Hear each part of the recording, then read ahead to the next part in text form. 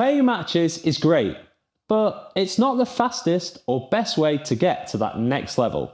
So in this video, we're going to show you 4 simple drills that you should be doing if you want to improve your game. And for each one, we'll give you a beginner, intermediate and advanced version, so you can use them no matter your level. You only need one other person to hit with. And of course, there's some fun competitive elements in there too.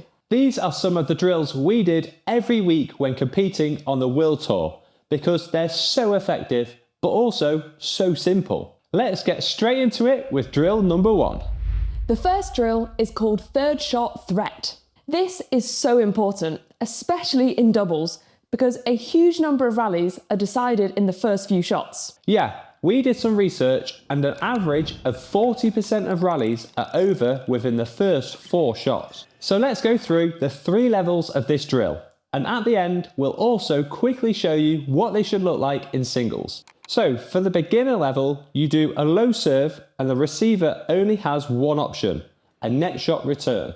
This keeps the drill nice and simple, but still forces you as the server to move quickly after your serve and play a good net shot back. And if you only have half a court, it would look like this. For the intermediate level, the receiver can now play a net shot return or a push around your body. This makes the drill much more realistic because you now have to read the return and make a decision. Do I hold my position and look for the push? Or do I need to quickly move forwards to the net? And whatever you choose, make sure your racket isn't down by your ankles. For the advanced level, you now play out the first 4 shots of the rally. So serve, return, third shot and fourth shot. But no shots should go past roughly this line on the court. And we'd recommend scoring it. If the server gains the attack or has the advantage by shot 4, they win the point. Or if the receiver has the advantage, they win the point.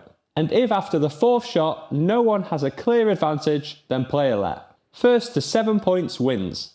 Now, the biggest mistake we see players make, no matter what level you're doing, is focusing only on the serve. But it's not really about the serve. It's about the serve plus your next action. There's no point having a good serve if you're not thinking about what's coming next. And if you're a singles player, this is what each of the 3 variations would look like.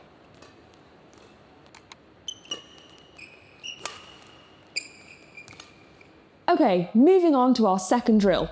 And this is the net kill combo. A net shot plus a net kill. You might recognise this scenario. You play a nice net shot, move back and admire it, but then when your opponent plays a loose reply, you're too late to kill it. A few of you might be nodding your head or having flashbacks to a match. So here's the drill to stop that from ever happening again. For the beginner level, your partner throws a shuttle underarm to the net area. You play a net shot, they then throw a second shuttle a lot looser and you have to move in and kill it. Now we have 3 very important points for this drill. 2 for your partner and 1 for you. So for your partner, stand off the court. You do not want to get a net kill to the face. And our second pointer will help with the timing of the second throw. Throw it as soon as their back foot crosses the service line. And our pointer for you doing the drill, you have to recover after your first net shot, even if it's only a small step back. This is one of the movements we cover in detail inside our Footwork Accelerator, which is our complete step-by-step system to mastering footwork in badminton. So if you feel like your movement is holding you back and you want more structured help with your footwork, we'll leave a link to that in the description below if you want to check it out. For the intermediate level, the second shuttle can now go slightly left or right. This means you have to recover properly after the net shot and adjust your feet, body and racket position before hitting the net kill. This makes it much more realistic to a match because, unfortunately, your opponent will not politely place the shuttle exactly where you want it. Bit rude of them, really. For the advanced version, the feeder has 2 options after your net shot. They can either throw a loose net reply that you should kill, or a tighter net reply that you have to play a net shot from. This means you're not just moving, you're now reading and adjusting. Because even though your brain might be screaming, you can kill that in a match, it's sometimes not the right choice. We've all been there. And if you're a singles player, This is what each of the 3 variations would look like.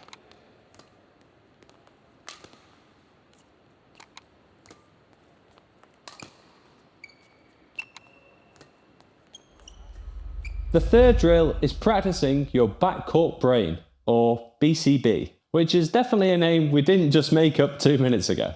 This is where you're practicing making shot choices in the rear court, but you're only using half a court. A lot of players only ever hit the same 2 or 3 rear court shots and don't really know what else to play.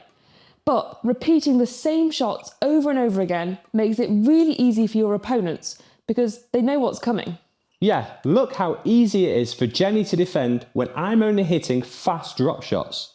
But now look what happens when I add different paces and shot choices. It becomes much harder to defend. But in a match, the better shot choice depends on the situation.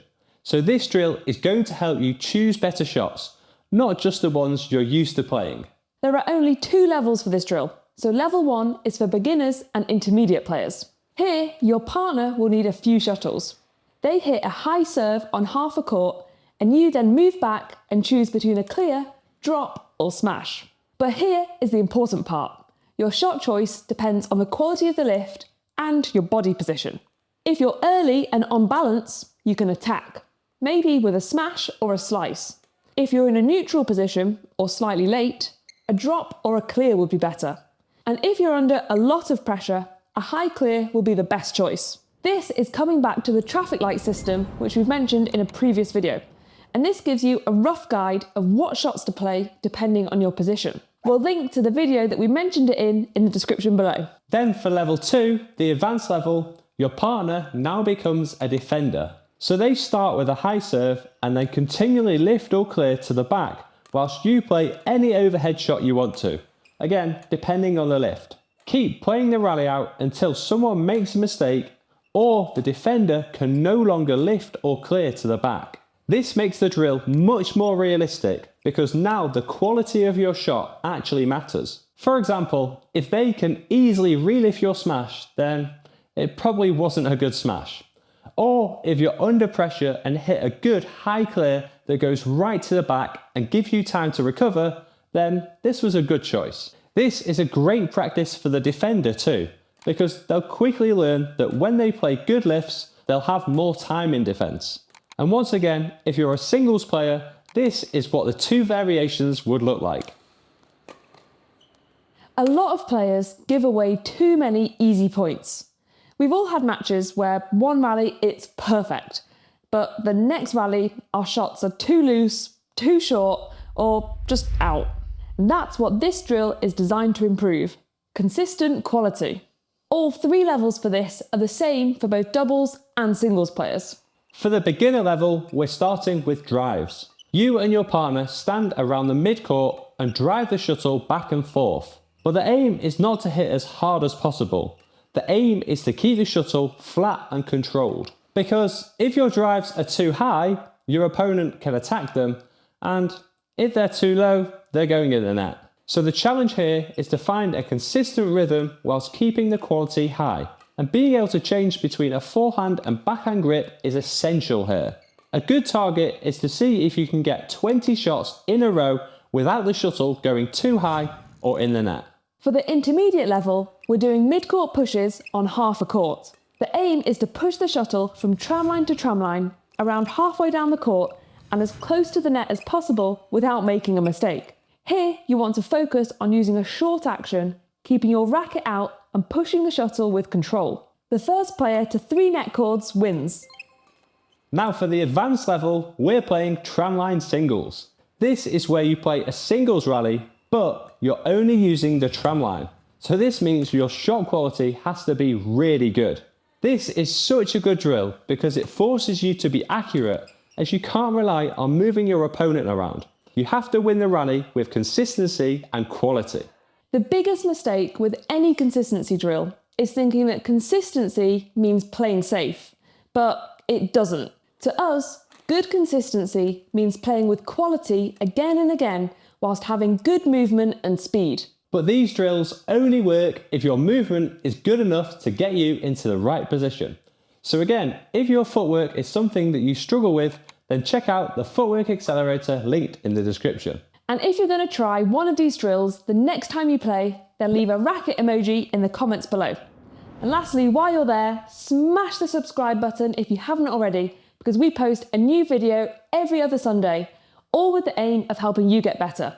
So I'll hopefully see you in another video very soon. Bye!